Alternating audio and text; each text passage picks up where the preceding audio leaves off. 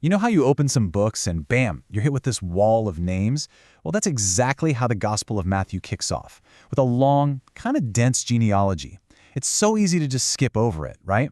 But what if I told you it's not just a list? It's more like a treasure map, and it's packed with ancient promises, shocking scandals, and some seriously unlikely heroes.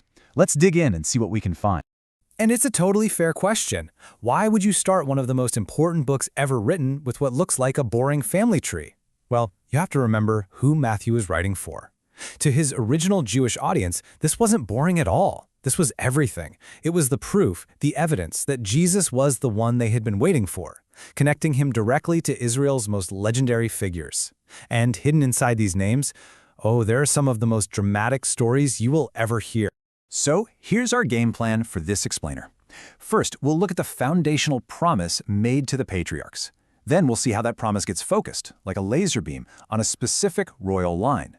After that, we are going to unpack the absolutely wild story of a woman who literally forced her way into history. Then we'll follow that line through the Exodus, and we'll wrap up with a beautiful love story about redemption. Sound good? Let's get started.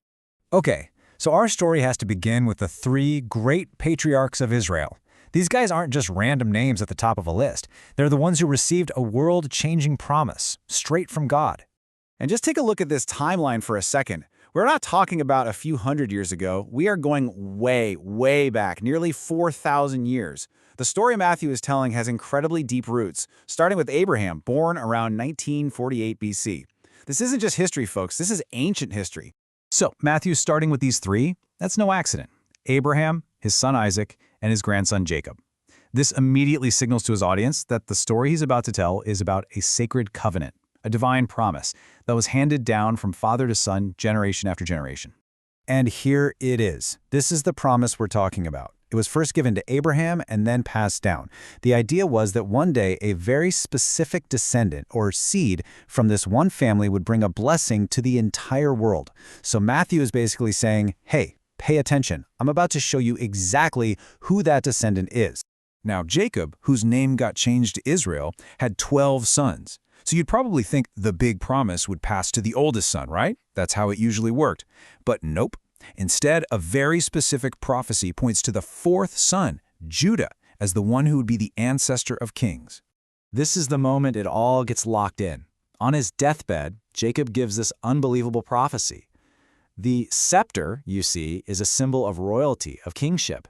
He declares that rulers will come from Judah's family line and that this royal authority would stay with his tribe until Shiloh comes, which was a name everyone understood to mean the Messiah. The royal line is now set in stone. And just when we think we've got a nice, clean line of succession, the story takes a sharp, totally unexpected turn. The very next person Matthew names isn't one of Judah's sons. It's his daughter-in-law, Tamar. And let me tell you, her story is so scandalous, yet so absolutely crucial that the entire royal line depended on her next move. Okay, so to really get what happens next, we need to understand this ancient custom called levirate marriage. Here's the deal. If a man died without any kids, it was his brother's duty to marry the widow. Why? So they could have a son who would be considered the heir of the dead brother, keeping his name and his inheritance alive. It was a really important family obligation.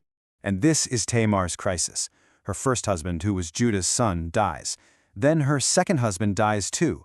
Judah promises her his third and youngest son, but then he goes back on his word. He just leaves her in limbo, a childless widow with no future. Judah completely failed in his duty to her, and really to his own family line. So what does Tamar do? She takes matters into her own hands. In an act of just unbelievable boldness, she comes up with a plan to get the justice she's owed. She disguises herself, tricks Judah, and ends up conceiving a child by him.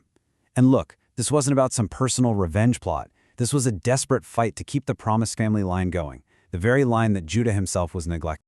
When Judah finds out she's pregnant, he is furious. He's ready to have her executed, but then she reveals the truth of how it happened.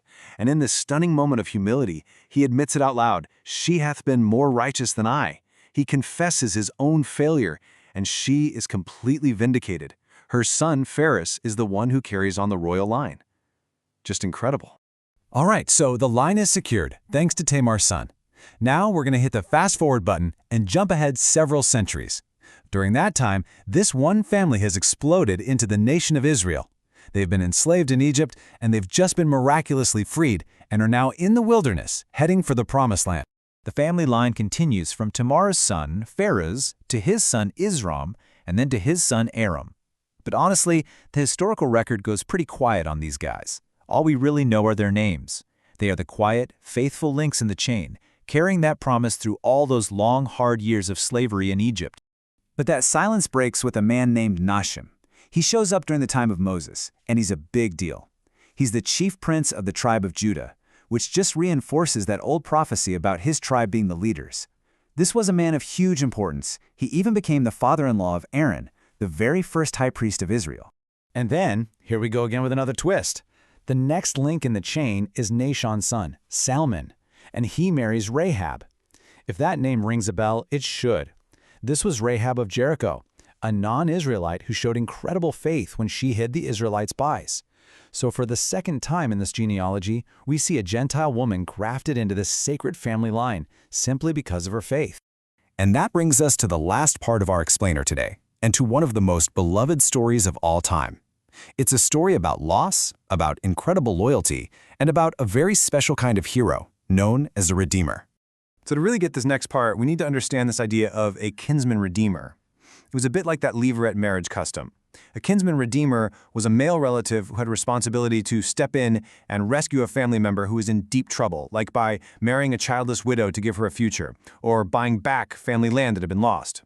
It wasn't just a nice thing to do, it was a legal duty of redemption. And this is exactly the role Boaz plays. As the son of Salmon and Rahab, he already had this legacy of inclusion in his family DNA, you could say. And when he meets Ruth, a penniless widow from the foreign land of Moab, he doesn't see an outsider. He sees a woman of incredible character, and he steps up to be her kinsman redeemer. He marries her and saves her family line from disappearing. Matthew is making it crystal clear here. This special lineage is being built time and again on God's grace, reaching out beyond all the expected boundaries. So from here, the line is simple and direct. Boaz and Ruth have a son, and they name him Obed. Obed then grows up and has a son of his own named Jesse, who lives in a little town called Bethlehem. We've just arrived at the doorstep of Israel's most famous king. So after nearly 2,000 years, after all the promises, the prophecies, the scandals, and the redemptions, the line of the covenant now rests with this man, Jesse of Bethlehem. The very next name on Matthew's list is Jesse's son, David, and he isn't just another link in the chain. He is the king who will receive the ultimate promise. But what makes that promise so special, and how does this ancient line finally reach its conclusion? Well, that's a story for another time.